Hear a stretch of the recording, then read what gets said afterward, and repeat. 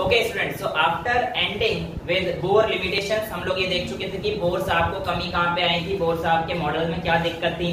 अब सीधी सीधी बात है कि अगर बोर साहब के मॉडल में दिक्कत थी तो हमें एक ऐसा मॉडल चाहिए था जो इन दिक्कतों को दूर करेगा, राइट। ऐसी चीजों को देखते हुए बेटा हम लोग मॉडल को आगे लेके गए टुवर्ड्स क्वांटम मैकेनिकल मॉडल, और टू बी वेरी ऑनेस्ट बहुत ही इंटरेस्टिंग है। हाँ, थोड़ा सा मे बी टफ लगे आप लोगों को, but I will try my best कि आप लोगों को टफ ना लगे। ऐसी क्या डेवलपमेंट थी कि बोर के मॉडल तो गलत हो गए और आगे आने वाले मॉडल हमारे पास सही होने लगे। Well, the answer to this question was given by de Broglie.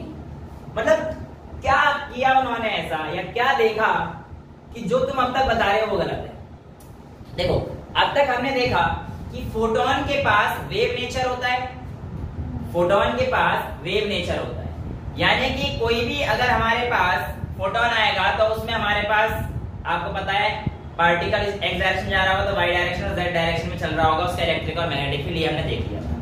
हमने ये भी कहा कि जो हमारे पास लाइट है उसमें वेव के अलावा पार्टिकल नेचर भी होता है, राइट, यानी कि लाइट पजेस ड्यूअल कैरेक्टर। लेकिन यहाँ पे डी ब्रोगली ने कहा अगर ये सच है तो आप लोगों की ये बात मैटर पर भी लागू होनी चाहिए, यानी कि जो भी मैटर आपके आसपास है, लेट्स से अ बॉल जो कि मेरे को अभी नहीं दिख रही, अगर मैं उसको फेंकता हूं तो मेरे पास उस बॉल में ड्यूअल नेचर है, यानी कि वो बॉल मैटर के अलावा वेव भी अपने साथ लेकर चल रही है। बॉल कहाँ है पता नहीं, लेट्स से दिस बॉल, अगर मैं इसे फेंकता हूं तुम्हें क्या लग रहा है इसमें कोई वेव है? नहीं, ये तुम्हें सिर्फ हिट करेगा क्योंकि इसके अंदर एक इसका मास और इसकी वेलोसिटी की मोमेंटम mv है। बट मैं आप लोगों से कहूं कि बेटा जब मैं इसे हिट करूंगा तो इसके अंदर वेव भी है, करके देख लो अगर किसी को तुम्हें से देखना है। अच्छा, मारेंगे तो अगर तुम लोग मेरे को मारोगे तो तुम्हें इसमें से वेव निकलती हुई दिखाई देगी। ये कहने का मतलब था, डी ब्रोगली साहब ने कहा कि जितने भी हमारे पास मैटर हैं they behave both as particle and wave, यानी कि matter also possess dual nature. यहां बड़ी दिक्कत आ गई, इसका वेव कैसे देखेंगे, बहुत बड़ी दुविधा थी। और इस दुविधा को उन्होंने बताया कि भाई साहब मेरी बात तो सुन लेते पूरी। आपने कह दिया इस बॉल में वेव नेचर दिखा दो, मैं नहीं दिखा सकता because this is macroscopic object. Well, इसकी जो वेवलेंथ होगी, अब वेव है तो इसकी कोई ना कोई वेवलेंथ होनी चाहिए, तभी तो उसका कैरेक्टरिस्टिक फंडा पता पड़ेगा, क्योंकि हमें पता है कि हर एक वेव के पास एक वेवलेंथ है, उसकी एक फ्रीक्वेंसी है, राइट। मैंने कहा चलो मैं आप लोगों की बात को मानते हुए इसकी एक वेवलेंथ निकाल देता हूं। अभी एनसीईआरटी का एक क्वेश्चन है, हम लोग उसे सॉल्व करेंगे और देखेंगे कि ये चीज वैलिड क्यों नहीं है। वेल, अभी तो हमें ये चीज पता पड़ गई कि इसकी जो वेवलेंथ है, आपकी एनसीईआरटी कहती है, आपकी एनसीईआरटी कहती है इसकी जो वेवलेंथ है इक्वल है h/m टाइम्स v। इतना कह के छोड़ देती है। बट अगर मैं बताऊं आपको कि आया कहां से, तब आई होप कि आपको ज्यादा अच्छे समझ में आएगा। ठीक है, मान लिया अगर हम लोग याद कर लेते हैं लैम्डा। कुछ चीजें ऐसी हैं जो मैं आपको कहूंगा बेटा इसे याद है आपको तो रख लेना, बट कुछ चीजें ऐसी जो मैं आपको प्रूव करा सकता हूँ, क्लास के अंदर बता सकता हूँ, तो वो चीज हम करके देख लेते हैं, राइट। एक्चुअल में जो स्टेटमेंट आई थी इन्होंने कहां से ली होंगी? ऑब्वियसली हमारे जो दो साइंटिस्ट रह चुके हैं मस्त वाले, आइंस्टीन साहब और प्लैंक साहब, इन दोनों का इस्तेमाल करते हुए इन्होंने ये वेवलेंथ बताई मैटर से रिलेटेड। कैसे? आइंस्टाइन के अकॉर्डिंग एनर्जी हमारे पास, सॉरी प्लैंक के अकॉर्डिंग एनर्जी h nu के इक्वल था और आइंस्टाइन के according E is equals to mc² था। आइंस्टाइन मास एनर्जी इक्विवेलेंस हमारे पास E is equals to mc², right. अब हमने कहा कि जब ये भी एनर्जी के इक्वल है, ये भी एनर्जी के इक्वल है, तो इसका मतलब ये दोनों भी आपस में एक दूसरे के इक्वल है। भाई सिमिलर सी बात है ना, A equals to B and B equals to C, then you can say कि A is equals to C। Normal mathematics से तो आती है। हाँ, तो यस, यहाँ पे भी यही चीज आपको प्रूव करनी है कि आप कह सकते हो h times nu is equals to mc²। ये लाइट के लिए है हमारे पास बेसिकली भी, और न्यू इज इक्वल्स टू आप लोगों को मैंने पढ़ा रखा है c/λ। c by lambda, c is equal to nu times lambda, तो nu is equal to c by lambda हो जाएगा बेटा। तो इस न्यू को मैं क्या लिख सकता हूं, h times c by lambda is equal to mc square and this will be going out, lambda इधर पहुंचा दो तो आपके पास lambda is equal to h upon mc, और अगर किसी पार्टिकल की वेलोसिटी v है तो आप c की जगह v रिप्लेस कर देंगे, और यहाँ पर आप लोगों के पास डी ब्रोगली का नेचर इस तरीके से शो हुआ था कि जो उन्होंने वेवलेंथ बताई थी लाइट के लिए इस तरीके से बिहेव करता है, और अगर कोई और पार्टिकल है जिसकी वेलोसिटी v होगी उसके लिए इस तरीके से बिहेव करेगा। बट मेरा क्वेश्चन यहाँ पर ये आया कि इस बॉल के अंदर मैं वेव क्यों नहीं देख पाया। To be very honest, qualitatively तो मैं आपको यहाँ पे नहीं करा सकता, बिकॉज उसके लिए बहुत सारे इंस्ट्रूमेंट्स और माइक्रोस्कोप और इलेक्ट्रॉन माइक्रोस्कोप वगैरह सारी चीजें चाहिए होंगी, but we can have a pretty much assumption कि हमारे पास ऐसा क्यों नहीं हो सकता और क्यों वैलिड नहीं है। और इसके लिए बेटा आप अपनी एनसीईआरटी खोलिए और प्रॉब्लम नंबर 2.12 को फॉलो कीजिए। प्रॉब्लम नंबर 2.12 के कहता है what will be the wavelength of a ball of mass 0.1 kg। कितना बता रखा है उसने, mass 0.1 kg moving with the velocity of 10 metre पर सेकंड, और उसकी वेलोसिटी कितनी दे रखी है बेटा, 10 मीटर पर सेकंड। आपको मास दे रखा है और आपको वेलोसिटी दे रखी है। ऐसा करता हूं, ठीक है, लेट्स से कि मेरे पास ये जो बॉल है इसका मास कितना है, let's say 0.1 kg, it's alright, कोई प्रॉब्लम नहीं है, इस बॉल का मास है इतना ही है, और मैं जब इसे मार रहा हूं 10 मीटर पर सेकंड, तब मैंने आपको बताया था इसकी 10 मीटर पर सेकंड वेलोसिटी करके दिखाई थी मैंने आपको, ये 5 और 5 अगर आपको याद हो तो चेंज इन वेलोसिटी 5 आई थी हमारे पास जब हमने फिजिक्स का लेक्चर पढ़ रहे थे। सो अगर हमारे पास मास 0.1 kg इस बॉल का है और इसकी वेलोसिटी इतनी है, तो मैं कहता हूं इसकी वेवलेंथ बताओ कितनी है। You can calculate easily with the help of lambda is equals to h upon 0, h की वैल्यू डाल देता हूं मैं फटाफट से, 6.626 into 10 की power -34 and 0.1 into velocity is 10। I don't know, इसे आपको सॉल्व करके पास लैम्डा कितने वाले बारे में डायरेक्ट बताता हूं, 6.6 into 10 की पावर -34, अच्छा ये तो सीधा वही हो गया, तो ठीक है, ये आपको मिल गया। Well my dear students, it is impossible to detect this sort of wavelength। कोई आपके पास ऐसा इंस्ट्रूमेंट है ही नहीं जो इतनी छोटी वेवलेंथ को डिटेक्ट कर सके। बेसिकली अगर मैं कहता हूं कि अगर इलेक्ट्रॉन की भी बात करूंगा ना बेटा, तो उसकी भी वेवलेंथ में एक उसके जो साइज है न्यूक्लियस का, यानी कि 10 की पावर -15 तक तो जाके निकाल भी सकता हूं, -15 आता, -10 आता, -8 आता, मैं सोच सकता था एक बार में, हाँ चल इसका वेवलेंथ दिख जाएगा मुझे। बट ये इतना भारी ऑब्जेक्ट है इलेक्ट्रॉन और प्रोटॉन के हिसाब से, इतना भारी ऑब्जेक्ट है कि इसका वेवलेंथ इतने छोटे ऑर्डर का आ रहा है जो कि हम लोगों की नॉर्मल लाइफ में डिटेक्ट नहीं हो सकता है। इसके अंदर वेव नेचर, बट क्योंकि उसकी वैल्यू बहुत ही ज्यादा कम है इसलिए डिटेक्ट नहीं हो पाता। इसीलिए आपकी एनसीईआरटी इन एग्जांपल्स को देने से पहले बोलती भी है कि क्वालिटेटिवली अगर हम लोग इन एग्जांपल्स को समझेंगे तो हमें अपना आंसर मिल जाएगा। लेट्स से हम दूसरा एग्जांपल सॉल्व करते हैं, problem number 2.13। The mass of an electron आपको गिवन है और उसकी काइनेटिक एनर्जी दे रखी है और उसका वेवलेंथ कैलकुलेट करने को बोल रखा है। देखिए उसकी काइनेटिक एनर्जी आपको कितना दे रखा है, 3 into 10 की पावर कितना है बेटा, -25, राइट। और आप लोगों को बोला है इसका वेवलेंथ कितना होगा। वेल यहाँ पर आप लोगों को डायरेक्टली फॉर्मूला तो नहीं लगा पाएंगे, lambda is equal to h upon mv, but आपको काइनेटिक एनर्जी दे दी है तो अगर आप वेलोसिटी निकाल लेते हैं तो आपके पास बात बन जाती है, right. So you people very well know कि काइनेटिक एनर्जी का फॉर्मूला कितना होता है, kinetic energy is equals to 1/2 m times v square, right. So आप कह सकते हो v square is equals to 2 times kinetic energy by m, और v is equals to √2ke by m। Kinetic energy आपको provided है, mass of electron आपको provided है, यहां से आपके पास वेलोसिटी आ जाएगा, और जब आपको लैम्डा निकालना होगा तो lambda is equals to h upon m into velocity की जगह मैं क्या रख सकता हूं, 2 times kinetic energy divided by m। And on solving this, मेरी कैलकुलेशन बहुत तेज है, देखो मेरा आंसर आ चुका है 896.7 nanometre. Yes, this is possible. इतना नैनोमीटर एक इलेक्ट्रॉन, इतनी वेवलेंथ को डिटेक्ट कर पाना हमारे लिए पॉसिबल है, लेकिन ये वेवलेंथ देखो ना खुद, ये कहां से पॉसिबल है ही नहीं ऐसी कोई डिवाइसेस। जो आजकल हम लोग इलेक्ट्रॉन माइक्रोस्कोप वगैरह यूज करते हैं वो इसी फंडे पे तो यूज करते हैं बेटा, कि इलेक्ट्रॉन की वेवलेंथ वगैरह को हम लोग देखकर अपनी जो इमेज है वो 15 मिलियन टाइम्स स्मॉलर चीजों को देख सकते हैं। वो कैसे देख पा रहे हैं? क्योंकि हमारे पास इलेक्ट्रॉन के में वेवलेंथ किस ऑर्डर में काम करती है। हाँ, अगर आप कोई इन फ्यूचर ऐसा टूल डिवाइस डेवलप कर पाते हो कि जो इस वेवलेंथ को डिटेक्ट कर पाए, then obviously you will be able to visualize the wave nature of this ball as well. तब आप कर लोगे, but right now अभी तो हमारे पास नहीं है, so that's why you are not able to visualize the wave nature that is being present during the motion of its journey, या फिर जब भी इसको मैं फेंक रहा हूँ, जब तुम मेरे को फेंकोगे, जब भी हमारे पास से बॉल जाएगी ऊपर नीचे जब भी करेगी, तो it's not possible to detect the wave nature due to its large mass.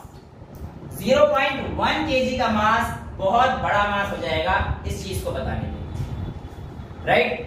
Well, moving to the problem number 2.14, let's see, calculate the mass of a photon with wavelength 3.6 angstrom. So अब आपके पास क्या दे रखा है? मास बताना है और आपको wavelength बताना है।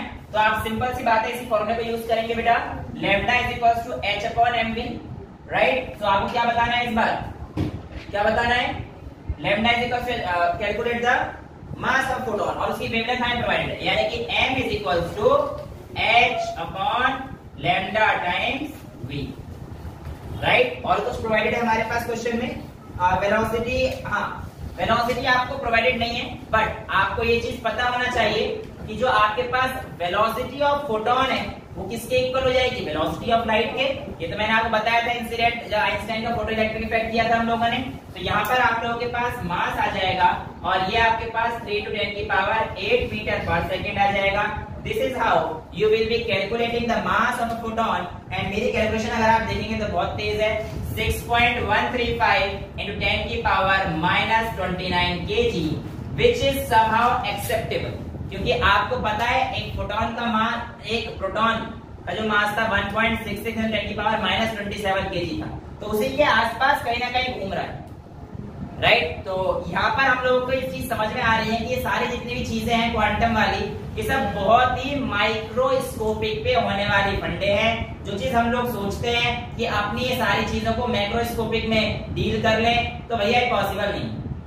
यही रीजन है कि जब मैंने ये लाइट बंद करी है और इस लाइट को अगर मैं खोल देता हूँ, तो अब आपको ये बात तो पता है कि इस लाइट के पास ड्यूअल नेचर है, इसके पास पार्टिकल नेचर भी है और इसके पास वेव नेचर भी है।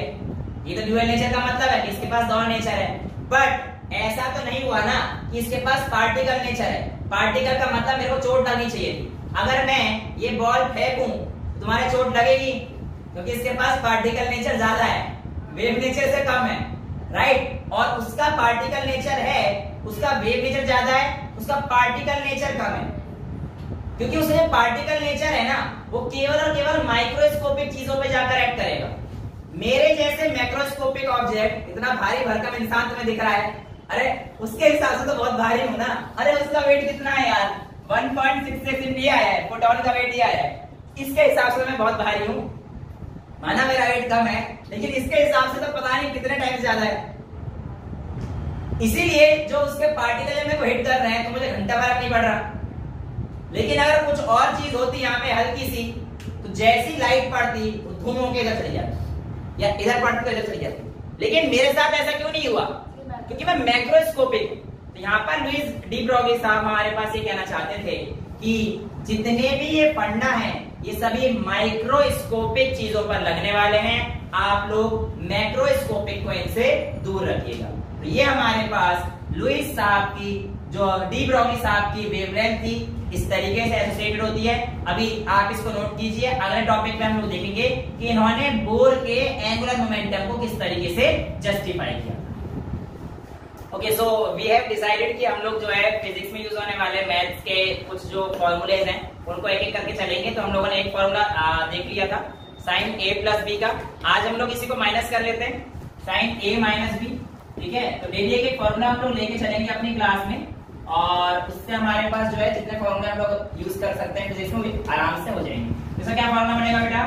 Sign a cos b minus cos a sine b। हाँ बेटा, बस एक एक करके करेंगे ना, अब तुम्हें इजी लगेगा क्योंकि तुम पहले साइन a प्लस b का कर चुके हो।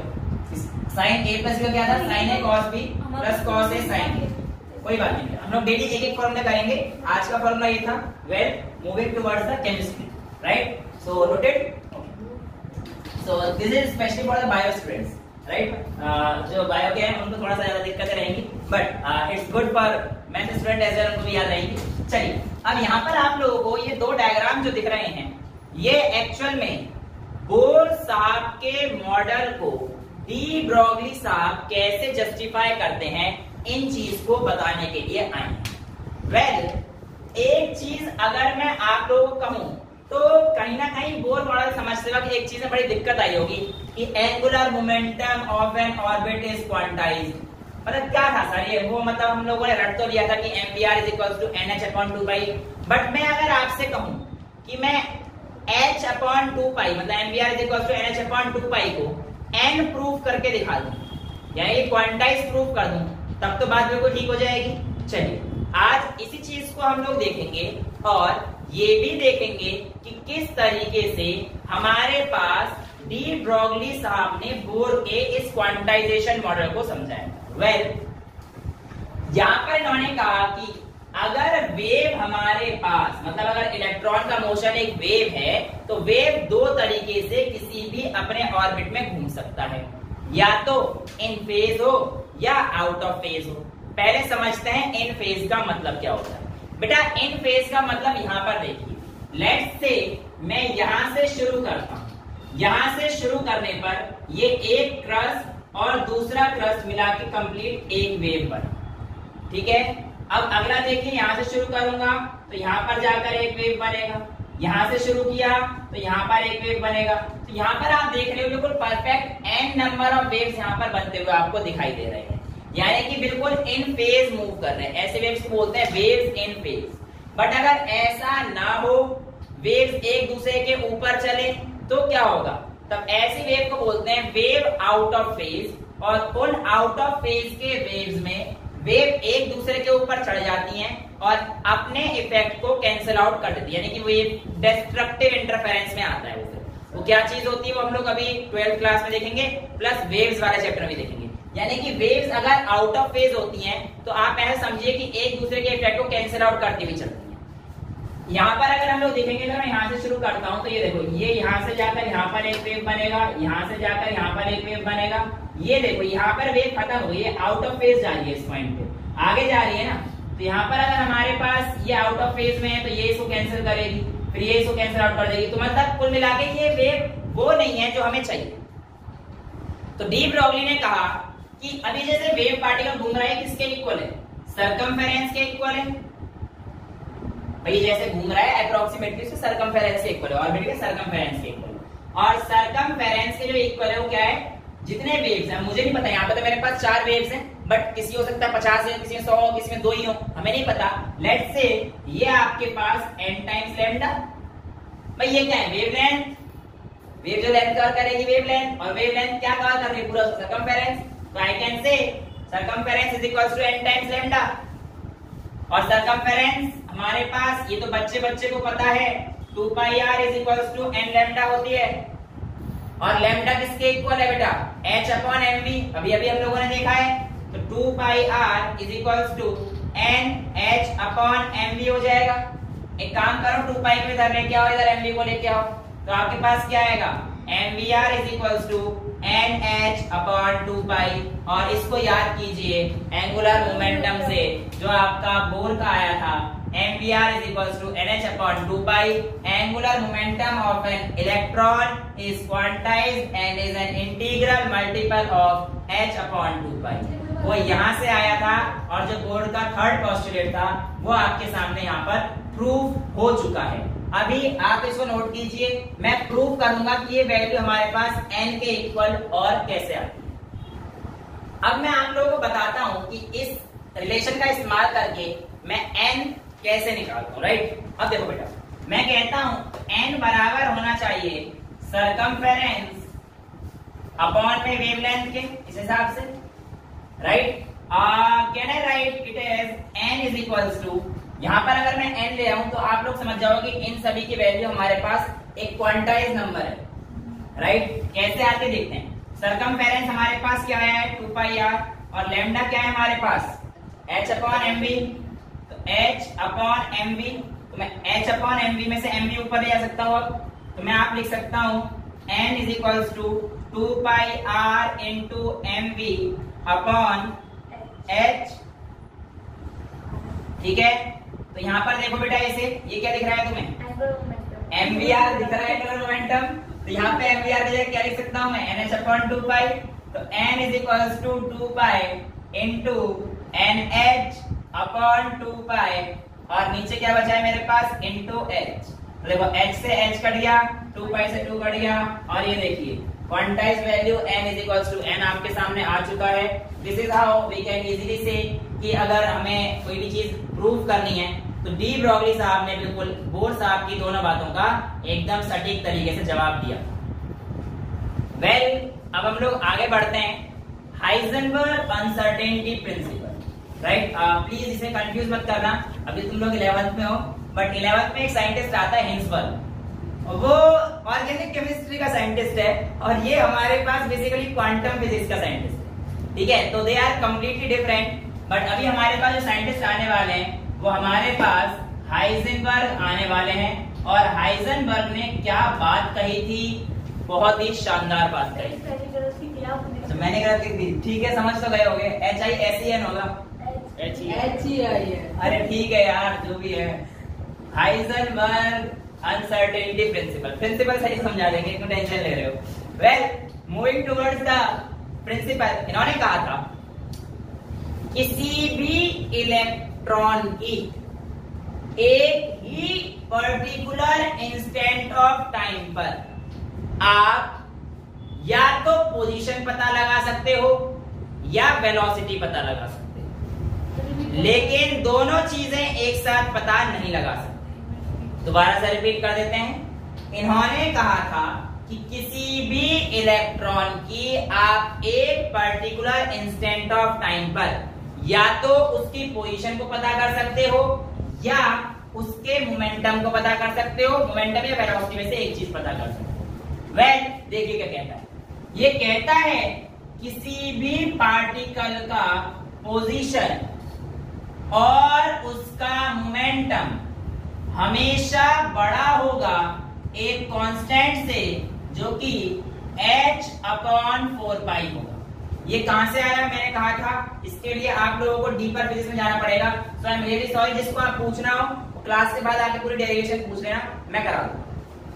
वेल, यहां पर हम लोगों से बोला गया कि चेंज इन पोजीशन या मोमेंटम आप लोगों को एक ही पता कर सकते हो, दोनों एक साथ नहीं कर सकते। वेल, ऐसा क्यों, आइए देखते हैं। मान के चलिए आप लोगों ने यहां पर एक इंसिडेंट लाइट डाली और ऐसे इलेक्ट्रॉन जा रहा था। आपने कहा यार मैं यहां से लाइट मार देता हूं और ये आप लोगों ने इंसिडेंट लाइट मार दी। अब इस इलेक्ट्रॉन का जो पाथ था वो कुछ ऐसा हो रहा था। तो यहाँ पर मतलब नॉर्मल जो पाथ जा रहा था वो था, बट इस नॉर्मल पाथ से तो हम कुछ नहीं कर सकते कि हमें नहीं पता ना कि कुछ बिना इंसिडेंट। बेटा हम लोग अगर किसी चीज को इलेक्ट्रॉन माइक्रोस्कोप पे देखें तो एक इंसिडेंट लाइट डालते हैं ना उस पर, तभी तो हम लोग देख पाते हैं माइक्रोस्कोप की मदद से।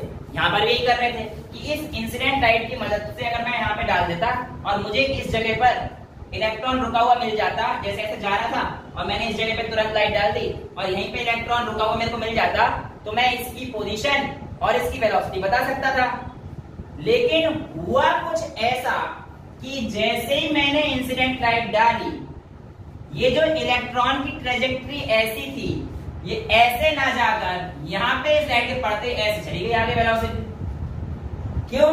मैंने बताया तो आपको, इसका मास इतना हल्का है कि इंसिडेंट लाइट पड़ते ही इसकी पोजीशन तुरंत चली गई, या इसकी वेलोसिटी जो थी पोजीशन अगर आपने कैलकुलेट कर ली तो उसकी वेलोसिटी कैलकुलेट नहीं कर पाए, वेलोसिटी इतनी तेज आगे चली गई। तो यानी कि आप किसी भी इलेक्ट्रॉन की एक ही समय पर पोजीशन और वेलोसिटी दोनों डिटरमाइन नहीं कर सकते हैं। और ये वैल्यू यानी कि इन दोनों का प्रोडक्ट या तो इक्वल टू आ सकता है h/4 पाई के, या बड़ा ही होगा, कभी भी इससे छोटा नहीं होगा। कारण क्या है कि x और P आपस में इनवर्स रिलेशन दिखा रहे हैं। बेसिकली mv लिख सकता हूं मोमेंटम को P = mv, जिसकी वजह से अगर आपने सोचा कि यार मैं डेल्टा x को मेजर कर लेता हूं, बट डेल्टा x बहुत छोटा सा था, वो तो आपको पता है यहाँ पे पोजीशन बहुत छोटी होने वाली है। अगर आपने डेल्टा x कैलकुलेट कर भी लिया, बहुत छोटा सा था डेल्टा x, उसे कैलकुलेट कर लिया, लेकिन जैसे ये बहुत छोटा हो जाएगा ये बहुत बड़ा हो जाएगा। इनवर्स रिलेशन, इसके बहुत छोटे ये बहुत बड़ा हो जाएगा। उल्टा कर लेते हैं, आपने सोचा वेलोसिटी प्रेडिक्ट कर लेते हैं। जैसे ही आपने वेलोसिटी को कम कर कर mv ये आपने ऐसे करना चाहा, जैसे ही आपने वेलोसिटी कम करी पोजीशन के डिफरेंस बहुत ज्यादा आ गया, यहां पर भी दिक्कत हो गई।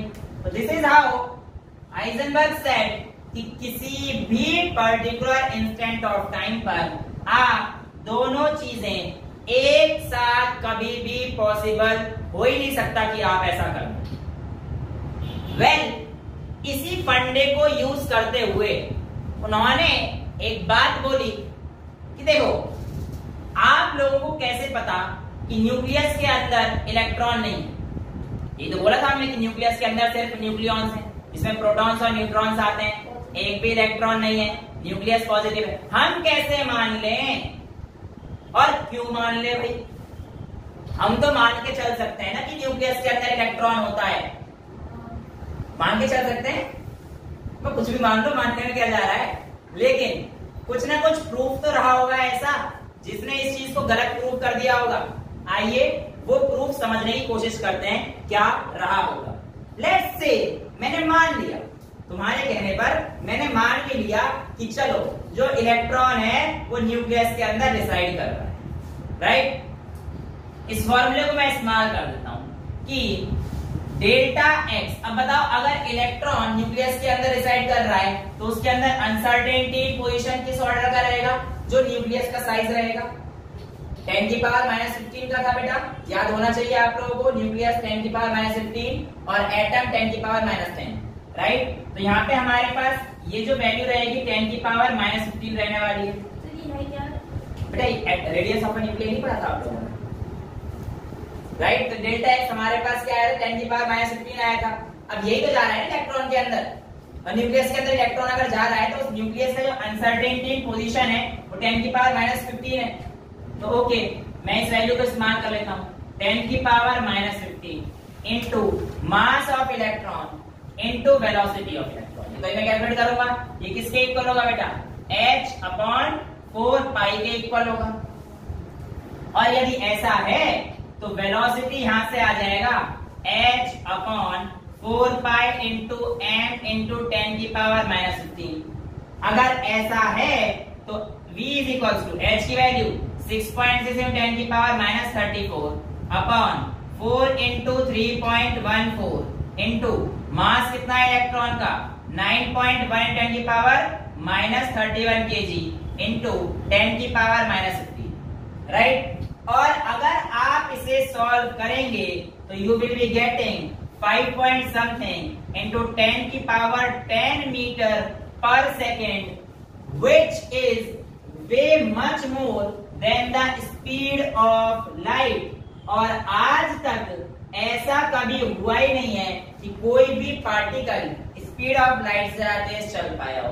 इसका मतलब आपने जो एजम्पशन किया था कि इलेक्ट्रॉन उसके अंदर रह रहा है, ये गलत है, क्योंकि अगर ऐसा होता तो उसकी वेलोसिटी लाइट से बहुत ज्यादा होती, जो कि प्रैक्टिकली पॉसिबल नहीं है। That's why your assumption was wrong।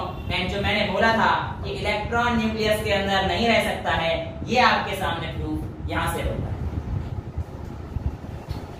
Sir लेकिन लाइट में तो पार्टिकल से बनती है बेटा, वो फोटोन इंसिडेंट करता है। फोटोन की अपनी एनर्जी होती है, इज फ्रीक्वेंसी है। लाइट में जो फोटॉन्स हैं उसी को तो हम सबसे पहले क्या बोला था, लाइट क्या है? Photons, bundle of photon, quanta, उसको हमें लाइट बोला था, ठीक है। ओके, सो अब यहाँ पर अभी हम लोग एक चीज देखते हैं अपनी एनसीईआरटी के अकॉर्डिंग, जो कहता है ये बात हाइजेनबर्ग साहब ने भी साफ साफ बोली थी कि जितनी भी आप ये सारी वैल्यूज निकाल रहे हो ना, एक बात दिमाग में रख लेना, माइक्रोस्कोपिक ऑब्जेक्ट के लिए, मैक्रो के लिए ये भी वैलिड नहीं। उन्होंने कहा हम कैसे मान ले, तो मत मानो, ऐसा करो, दोबारा करके देख लो भाई तुम क्या कहना चाह रहे हो कि अगर आपके पास एक बॉल है, मैंने कितने ग्राम की ली थी, 0.1 ग्राम, उससे भी छोटा करता हूं, मिलीग्राम की ले लेता हूं, मैं 0.1 मिलीग्राम की ले लेता हूं, 10 की पावर -6 kg पहुंच गया, राइट।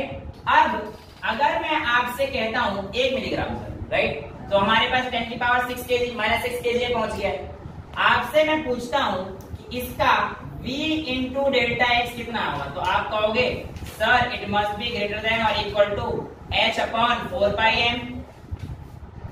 चलिए, इसकी uncertainty in velocity and position जो हमारे पास आएगी, h की वैल्यू 6.6 एंड 10 की power -34 upon 4 into 3.14 into mass कितना आया था 1 मिलीग्राम, यानी कि 10 की पावर -6 kg। अगर आप इसे देखेंगे तो ये V टाइम्स डेल्टा x 10 की पावर -28 kg, जो भी वैल्यू कटपिट के आएगी, बट ये वैल्यू 10 की पावर -28 में आएगी, नॉट kg। वेलोसिटी की जो यूनिट है मीटर स्क्वायर पर सेकंड, राइट। तो यहाँ पर आप लोगों को दिख रहा है कि ये वैल्यू अगेन इसका कोई प्रैक्टिकल सिग्निफिकेंस है ही नहीं।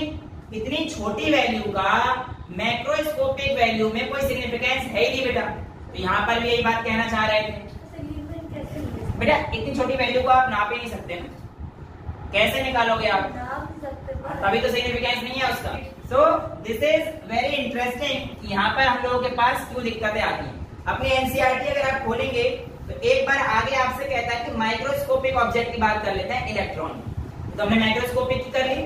माइक्रोस्कोपिक के केस में ये वैल्यू किस तरीके से वेरी करेगी और बोर साहब क्यों गलत थे, ये बात हमें हाइजेनबर्ग साहब ने आगे बताई। उन्होंने कहा चलो ये तो मैक्रोस्कोपिक में समझ आती है, दिक्कत पैदा कर रही है, बट अगर मैं माइक्रोस्कोपिक लाऊं तब तो सही होनी चाहिए थी ना। तो उन्होंने कहा ठीक है, मैं एक इलेक्ट्रॉन को कंसीडर कर लेता हूं, जिसको कंसीडर कर लेता हूं इलेक्ट्रॉन को। तो उन्होंने कहा कि V टाइम्स डेल्टा x, इसकी जो वैल्यू आएगी अगर मैं यहाँ पे रखता हूं h अपॉन 4πm, राइट। तो यहाँ पे हमारे पास V times delta x is equal to 6.6 10 की पावर -34, जो भी वैल्यू आएगी अपॉन में ये जो वैल्यू है बेटा हमारे पास, ये कितनी आएगी हमारे पास 4π मास ऑफ इलेक्ट्रॉन 9.1 10 की पावर -31। इसे अगर आप सॉल्व करोगे तो approximately you will be getting approx 31 34 3 और 10 की पावर -4। इन सबको सॉल्व करोगे तो समथिंग इनटू 10 की पावर -4 आपके पास आएगा, राइट। तो मैंने अभी डायरेक्टली ले लिया है कि मेरे पास V डॉट x कितना आया हमारे पास 10 की पावर -4 आया है। अब अगर इस इलेक्ट्रॉन के पिक्चर को जिस तरीके से वो घूम रहा था, बोर के हिसाब से क्या कर रहा था, ऑर्बिट में घूम रहा था न्यूक्लियस के, तो जो हमारे पास पूरा डायमीटर ऑफ न्यूक्लियस 10 की पावर -15 था, लेट्स से उसकी जो अनसर्टेनिटी इन पोजीशन रेडियस के हिसाब से अगर मैं बात करता हूं 10 की पावर -8 मान लेता हूं, तो उसकी वेलोसिटी देखो कितनी आ जाएगी, v इज इक्वल्स टू, ये आएगा ना v डॉट x इसके इक्वल आएगा, तो मैं कह सकता हूं v times delta x is equal to 10 की पावर -4। तो डेल्टा x मैंने कितना मान लिया है 10 की पावर -8 ले लिया है। तो यहाँ पर आप लोगों से v कितना आ जाएगा 10 की पावर -4 अपॉन 10 की पावर -8, ये ऊपर जाके प्लस हो जाएगा, यानी कि v इज इक्वल टू 10 की पावर 4 मीटर पर सेकेंड। अगेन ये भी बहुत तेज है उस वेव के हिसाब से, यानी कि इलेक्ट्रॉन की वेलोसिटी इतनी तेज नहीं, ये भी कोई प्रैक्टिकल सिग्निफिकेंस नहीं दे रहा। तो भैया दुनिया ने बता दिया कि हाइजेनबर्ग साहब ने भी कह दिया, लुईस साहब डी ब्रोगली साहब ने भी कह दिया, तो बोर के मॉडल में कुछ तो करेक्शन करनी चाहिए। तो उन्होंने कहा बोर साहब आप अपनी वाणी को यहीं पे विराम दीजिए और अब हम बताते हैं कि क्वांटम कैसे काम करेंगे, क्वांटम मैकेनिकल मॉडल कैसे काम करेंगे। उन्होंने कहा कि जितनी भी तुमने अब तक बात पढ़ी थी किस किस चीज की, पोजीशन और मोमेंटम, पोजीशन और मोमेंटम, आप इन वर्ड को हटा दो क्योंकि ये तो आप एक साथ कभी भी डिटरमाइन नहीं कर सकते जिंदगी में। तो इसका क्या मतलब था कि बोर मॉडल पूरा ही गलत था। मैंने कहा देखो कुछ बात बोर की भी रहने दो, इतनी मेहनत करिए बेचारे ने। तो मैंने कहा आप इन वर्ड की जगह इस्तेमाल कीजिए probability of finding electron. Instead of using position and momentum of electron you will be using probability. Spelling तो पता नहीं ये भी गलत हो जाए और होनी तो नहीं चाहिए। तो प्रोबेबिलिटी वर्ड का आप इस्तेमाल करेंगे कि आपके पास इलेक्ट्रॉन को फाइंड करने की प्रोबेबिलिटी क्या होगी, ये आप लोग क्वांटम मैकेनिकल मॉडल में सीखेंगे। वेल, आगे आप लोगों के पास जो टॉपिक है वो सीधे क्वांटम मैकेनिकल मॉडल में है, बट अगर मैं सीधा उसे स्टार्ट करता हूं तो आप लोगों के चेहरे पर 12 से भी ज्यादा बच जाएंगे, क्योंकि जो मॉडल है उसमें बहुत सारे फंक्शंस का इस्तेमाल होना है। और उससे पहले मैं चाहता हूं कि आप लोगों को थोड़ी बहुत चीजें की नॉलेज हो क्वांटम मॉडल को पढ़ने से। तो आप यहाँ पर देखेंगे ये reason for failure of Bohr model, तो इसका आंसर यही था। सबसे पहला, बोर ने wave nature of electron consider नहीं किया था, और दूसरा, किसी भी पार्ट हाइजेनबर्ग के रूल को फॉलो कर ही नहीं रहा था, क्योंकि किसी भी इलेक्ट्रॉन की पोजीशन और मोमेंटम हम लोग एक साथ नहीं बता सकते थे। तो इसका मतलब हमें कोई दूसरा मॉडल चाहिए था, और इस मॉडल के लिए हम लोग यहाँ पर पहुंचे quantum mechanical model of atom. बेटा ये जो quantum mechanical model of atom है इसका एक पेज छोड़ दीजिए।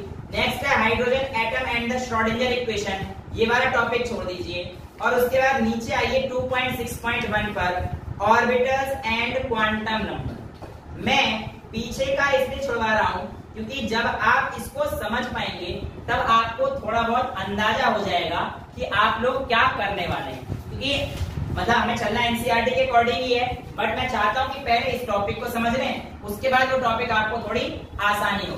2.6.1 ऑर्बिटल्स एंड क्वांटम नंबर अब हम लोग शुरू करने जा रहे हैं, जो कि बहुत बड़ा टॉपिक नहीं है, बहुत आसान सा है और छोटू सा है, जिसको समझने में आपको ज्यादा दिक्कतें नहीं आएंगी। और आज का लेक्चर फिर हम लोग इसको करके खत्म कर देंगे, राइट। तो अब हम लोग क्वांटम मॉडल की तरफ बढ़ चुके हैं, बट एनसीईआरटी के 2 पेज स्किप करते हुए हम लोग क्वांटम की कुछ बेसिक्स को पढ़ना चाह रहे हैं, राइट। अब देखिए बेटा, क्लास 9th में आप लोगों ने एक चीज पढ़ी होगी, के शेल, एल शेल, फिर एम शेल, ऐसे कर करके एन शेल, ऐसे आप लोगों ने पढ़ा, राइट। अब वो शेल क्या है एक्चुअल में क्वांटम फिजिक्स आप लोगों को बताएगी। क्वांटम मॉडल आप लोगों को बताएंगे कि किसी भी एलिमेंट के अंदर इलेक्ट्रॉन किस तरीके से रहने वाले हैं। नहीं, केमिस्ट्री फेल नहीं एक्चुअली प्रथम केमिस्ट्री रहे हैं, बट क्वांटम फिजिक्स में ही हम लोग इसको काउंट करते हैं, तो दैट्स व्हाई हम लोग इसे बोलते हैं क्वांटम फिजिक्स बताती है। Well, this is your nucleus, ये आपका के शेल, राइट। देखो बेटा, के शेल में जो आपके पास शेल होता है उसको आप डिनोट करते हैं एन से। किससे डिनोट करते हैं? एन से। शेल को आप किससे डिनोट करने वाले हैं? एन। एन आपका किसी भी वैल्यू को एनर्जी के बारे में बताता है और उसके साइज के बारे में बताता है। तो एन किस किस के बारे में बताने वाला है? आपका एनर्जी और साइज के बारे में बताने वाला है। बेटा जो आपके पास एन शेल एनर्जी और साइज बताएगा, अब हम लोग आगे बढ़ेंगे तो इसके बाद एक नंबर आगे से हम लोग कहते हैं एल। क्या होता है? एल। देखो बेटा, सबसे पहले आप ऐसे समझो कि आपके पास ये शेल है ना, इस शेल के अंदर सब शेल होंगे। क्या होंगे? सब शेल। तो ये अगर आपके पास एन आ गया तो ये आपके पास ऐसे, इसके अंदर सब शेल होंगे ऐसे। बहुत सारे होंगे, कई सारे हो सकते हैं, ऐसे भी हो सकते हैं, ऐसे भी हो सकते हैं। अब वो कैसे होंगे वो तो अभी जब धीरे धीरे डिटेल में पढ़ेंगे तब और अच्छे समझ में आएंगे। जैसे हो सकता है कि यहाँ पर मान के चलो अगर ये 3 है तो ये 1 हो जाएगा, इसमें ऐसे 3 डब्बे होंगे और इसमें ऐसे 5 डब्बे होंगे। बट ये सब क्या है, डिटेल में जब जाएंगे आराम से अगली क्लास में बहुत आराम से मजे करके पढ़ेंगे। बट अभी के लिए आपको क्या समझना है कि जो हमारे पास एन शेल होता है इसके अंदर कुछ सब शेल होते हैं। क्या होते हैं? सब शेल होते हैं। और सब शेल हमारे पास बेटा आप लोगों के सिलेबस में 4 तरीके के हैं। पहला है एस सब शेल। क्या है? एस सब शेल। फिर है आपके पास P सब शेल, फिर है आपके पास D सब शेल और फिर है आपके पास F sub shell. S sub shell में आप लोगों के पास अब ऑर्बिटल्स आएंगे। ये क्या है हमारे पास? सब शेल्स। सब शेल्स, सब शेल के अंदर क्या होंगे फिर? ऑर्बिटल्स। तो यहां पर मैं क्या लिखने जा रहा हूं? ऑर्बिटल्स। क्या लिखने जा रहा हूं बेटा? ऑर्बिटल्स। S सब शेल में सिर्फ एक ही ऑर्बिटल होती है। कितनी ऑर्बिटल होती है बेटा हमारे पास? एक ही ऑर्बिटल होती है। बात करता हूं मैं किसकी? P की। तो P के अंदर हमारे पास 3 ऑर्बिटल होते हैं। तो आप ऐसे समझिए, जिसे मैंने सिर्फ एक ही ब्लॉक बनाया था, ये हमारे पास क्या है बेटा? S sub shell. यहाँ पर देखिए 3 आपको दिखाई दे रहे हैं, तो इसका मतलब ये क्या है? P सब शेल और उसमें कितने ऑर्बिटल आपको दिख रहे हैं? 3। ये बताइए कौन सब शेल होगा? ऐसे ही D, क्योंकि इसमें 5, तो इसमें कितने ऑर्बिटल होंगे बेटा? 5। और F में कितने ऑर्बिटल होंगे बेटा? 7। राइट। हाँ, तो F हमारे पास इस तरीके से, राइट। अब हमारे पास जो N एनर्जी और साइज को बताता है, इसको हम लोग बोलते हैं प्रिंसिपल क्वांटम नंबर। क्या बोलते हैं बेटा? Principal quantum number. तो हमारे पास किसी भी शेल का N क्या होता है? Principal quantum number. और इस तरीके से हम लोग उसकी एनर्जी और साइज के बारे में बताते हैं, राइट। अब ये जो हमारे पास ये घूम रहे हैं गोल गोल सर्कल, ये इनको ऑर्बिट भी कहते हैं। ऑर्बिट ही, राइट। जो आप लोग पढ़ते हो तो ऑर्बिट ही थे, राइट। अब यहाँ पर L क्या होता है बेटा हमारे पास? तो आपको पता होना चाहिए। L आएगा एजीम्यूथल क्वांटम नंबर। क्या बोलेंगे इसे? Azimuthal quantum number. अब देखिए ये किस किस चीज के बारे में बताता है? एजीम्यूथल क्वांटम नंबर कह लो, या ऑर्बिटल एंगुलर मोमेंटम कह लो, या सब्सिडियरी क्वांटम नंबर कह लो। आप लोगों को एक ही बात है, किसके बारे में बताया जा रहा है? L के बारे में बताया जा रहा है। L आप लोगों के किसी भी ऑर्बिट की शेप के बारे में बात करें कि उसका शेप कैसा है। हालांकि कभी कभी ये एनर्जी भी बता देता है, बट आप एनर्जी के लिए N का इस्तेमाल करेंगे अभी के लिए, बट L को हम लोग एनर्जी में कहाँ इस्तेमाल करेंगे ये भी देखेंगे, राइट। ये हमारे पास L होगा। कभी भी याद रखना L की वैल्यू 0 से लेकर N-1 तक जा सकती है। N के बराबर L की वैल्यू नहीं हो, राइट। तो हमारे पास N-1 तक L की वैल्यू जा सकती है। यानी कि अगर मैं कहता हूँ 5 है तो L की वैल्यू कहां तक जाएगी? 4 तक। अगर N 5 है तो हमारे पास L की वैल्यू 4 तक जाएगी, राइट। अब अगली चीज आप लोगों को पता रहनी चाहिए कि इन जो सबशेल्स हैं इनके लिए हम लोगों ने L फिक्स कर रखे हैं। यानी कि S के लिए जो L की वैल्यू होगी बेटा वो है 0। जो आपके पास P के लिए L की वैल्यू है वो है 1। जो आपके पास D के लिए L की वैल्यू 2 और F के लिए L की वैल्यू आपके पास 3 आ जाएगी। तो हमारे पास SPDF में L की वैल्यू हम लोगों ने फिक्स कर दी है। अब यहाँ पर S का क्या मतलब होता है अगर मैं इसे बताऊं तो बेटा इसे कहते हैं sharp, P for principal, D for diffuse और F फॉर फंडामेंटल। ये हमारे पास 4 आपको सबशेल दिखेंगी और ये आप लोगों को किसी ऑर्बिट के बारे में बता रही है बेसिकली, राइट। अभी तो ये हमारे पास सिंपल सा यहां तक हो गया। N L के बाद आपके पास आता है N। N हमारे पास होता है मैग्नेटिक क्वांटम नंबर। क्या होता है बेटा? Magnetic quantum number. Magnetic quantum number हमारे पास किस तरीके से काम करता है? तो आप ऐसे समझिए, मैग्नेटिक क्वांटम नंबर की वैल्यू बेटा -L से लेकर +L तक जाती है। यानी कि -L 0 और +L। यानी कि अगर मैं कहता हूं किसी S सबशेल के बारे में तो उसका L कितना आएगा? देखो S के लिए L की वैल्यू 0 है तो माइनस में कुछ जा नहीं सकता, प्लस में जा सकता। यानी कि S के लिए सिर्फ L की वैल्यू 0 यानी कि एक ही सब शेल बन सकता है, राइट, एक ही ऑर्बिटल बन सकता है ऑर्बिटल। तो एस के, क्योंकि अब आपको एस से समझ नहीं आएगा, पी से समझ लो। पी में हमारे पास कितनी ऑर्बिटल आपको दिख रही है, 1 2 3, ये पी था। देखते हैं कैसे।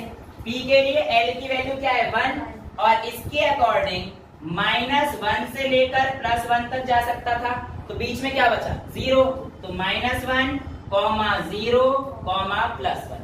तो इसलिए आपके पास जहां पर भी P आएगा तो कितने आपके पास सबशेल ऑर्बिटल पॉसिबल है, उसके 3 ऑर्बिटल पॉसिबल है। और वो 3 ऑर्बिटल मैंने आपको बना दिया, यानी कि P सबशेल में कितने ऑर्बिटल पॉसिबल हैं 3। अभी मैग्नेटिक क्वांटम नंबर किसके बारे में बताता है, तो आप कहेंगे ओरिएंटेशन के बारे में बताता है, किस तरीके से अरेंज एंटेन का ओरिएंटेशन इन स्पेस, यानी कि जो आपके पास इनका अरेंजमेंट कैसा है उस ऑर्बिट में, इनका ओरिएंटेशन किस तरीके से रोटेट वगैरह कर रहे हैं, वो कौन बताने वाला है, आपका मैग्नेटिक क्वांटम नंबर। अब एक बात को बहुत ही ध्यान से सुनिएगा, किसी भी इलेक्ट्रॉन की अगर आप लोग डिटेल जानना चाहते हैं तो ये 3 चीजें काफी नहीं है, लेकिन किसी भी ऑर्बिट की अगर आप डिटेल जानना चाहते हैं तो आप n, l और m इन 3 क्वांटम नंबर से जान सकते हैं। यानी कि ऑर्बिट की डिटेल आप लोगों को 3 प्रिंसिपल को 3 क्वांटम नंबर दे देती है, n, l, m दे सकती है। यानी कि ऑर्बिट के बारे में आपको पढ़ना है तो आप n, l, m को पढ़ लो, आपको ऑर्बिट का कंप्लीट आइडिया हो जाएगा। हाँ, ये सारे क्वांटम नंबर बेटा, n अलग है, l अलग है, m अलग है, इसको भी हम लोग यूज करेंगे, इसलिए मैंने पहले टॉपिक कराया है, क्योंकि अगर मैं पहले क्वांटम मॉडल पढ़ाता तो कुछ भी पढ़ते नहीं पढ़ता, इनके बारे में आइडिया होना जरूरी था।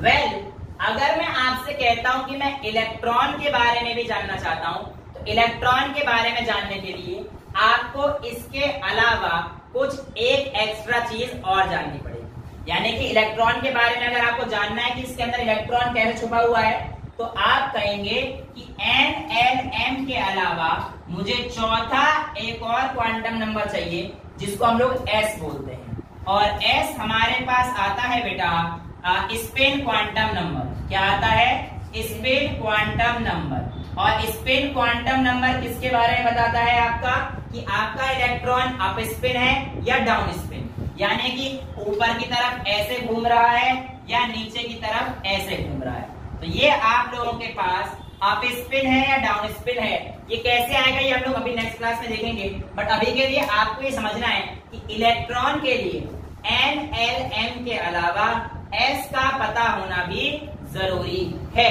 तो ये आप लोगों के पास 4 सेट ऑफ क्वांटम नंबर थे, जो कि 4 सेट ऑफ क्वांटम नंबर अभी कितने होंगे, क्या होंगे, कैसे होंगे, वो तो हम लोग फुल डिटेल में पढ़ेंगे। बस मैंने आपको एक इंट्रो पोर्शन कराया है कि कौन कौन सी चीज किसके बारे में बताती है। अभी मैं पूछता हूँ कि अगर n इतना है तो l कितने होंगे, s कितने होंगे, कितने इलेक्ट्रॉन फिल करेंगे, ये सभी हम लोग अपनी नेक्स्ट क्लास में करेंगे। आई होप यहाँ तक का लेक्चर आपको क्लियर है। अगर कोई डाउट है आप पूछ सकते हैं। That's all for today. Thank you so much.